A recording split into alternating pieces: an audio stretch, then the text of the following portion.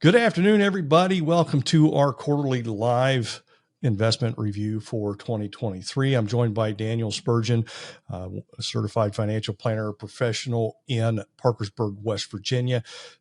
Daniel, 2023 was a very interesting year, and it's probably best described as what didn't happen. Can you explain? Sure. Yeah. So obviously, after all of the events of 2022 and the Fed aggressively raising interest rates, we did not have a recession, an official recession. Definitely not one reflected by that of the stock market. Inflation did not continue to spiral out of control, which was good. The Fed did not pivot on their interest rate policy, so they did not start reversing or reducing rates in 2023. Banks did not experience widespread failure. We saw a few isolated events in 2022 and early 23, but that was a good sign. International conflicts did not expand beyond where they currently were. Think Ukraine, Russia. Obviously, China has not yet invaded Taiwan, although there's been further talks of that. The potential for all of this kept the investment markets very tame for most of the year. But the last 45 days of 2023 were really awesome, as I'm sure most of you saw in your portfolios. So the most important thing that didn't happen is we did not have a second straight down year in the stock market and the bond market, which is really, really good. Yeah, and I think that is probably, from my perspective, the most important thing. Consecutive down years create a big challenge for mainly retirees. It's that sequence of return risk that we talk to our clients about. And the biggest challenges happen when you face those back-to-back years of negative performance. It's not common for the stock market. It's only happened like twice in the last 50 years. That would have been the dot-com bust from 2000 to 2002, where we had three of those, and then 73 and 74. So it's not a regular thing that we see, but it does have an impact on things. That 4% withdrawal rate can become 6%, and that 6% can become 8%.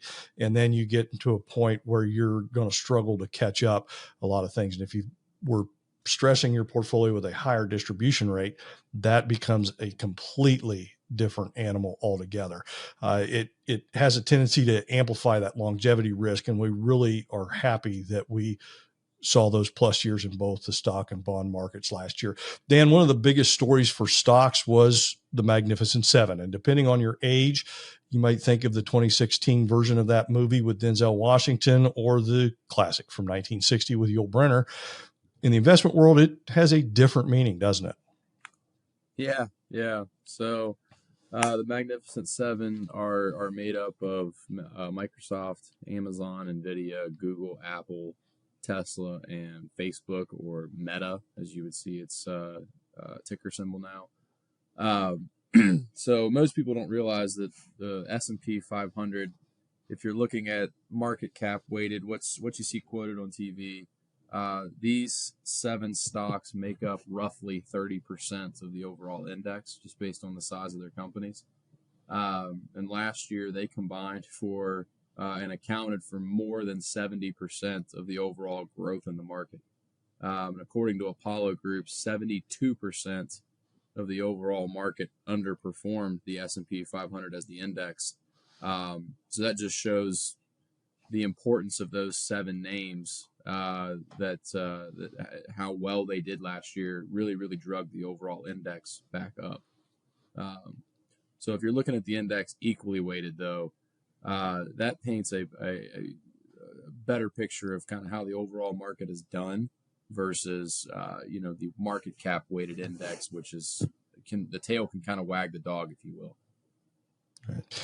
So let's shift our sights to what lies ahead. The stock and bond markets seem to react in a good way when we heard that the Federal Reserve Chairman Jay Powell said that rate cuts were going to happen and that rate hikes were over, and that there's some prospect of rate cuts going forward in 2024. On the bond side of things, this could be really interesting. So we all saw what happens when rates go up. In 2022, the bond market got absolutely hammered, probably one of the worst bond markets that we've seen in the last 35, 40 years. In 2023, we didn't see a ton of movement, but if rates fall, that means that those bond positions could see some capital appreciation for a change.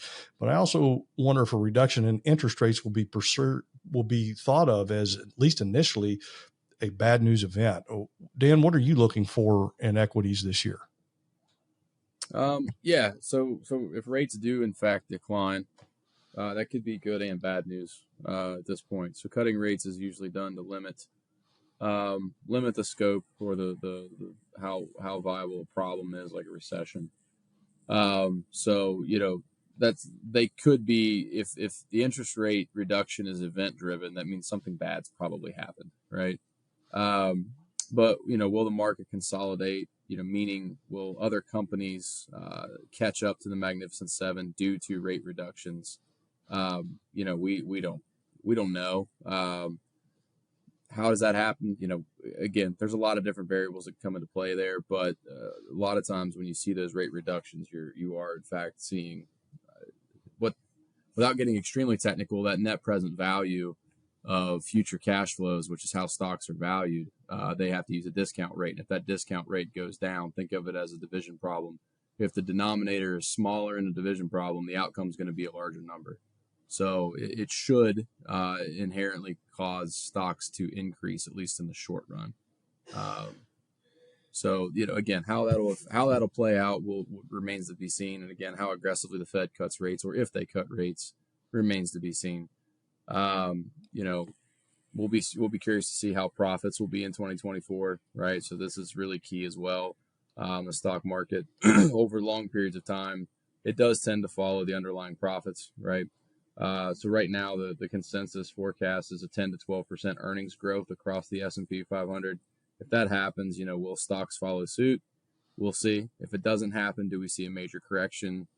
Again, we'll see. I'm still trying to find my crystal ball from Amazon that's not broken. So Exactly. So I'm going to tease our next episode, or one of our upcoming episodes, a little bit, because it will deal with the election and market returns. And be sure to subscribe so you can catch that one. The 2024 general election is going to be the next end of the world event for the investment markets. And no matter what side you're on, there's always one party that thinks it's going to be a catastrophe. Dan, are you approaching things any differently this year than you have in previous years?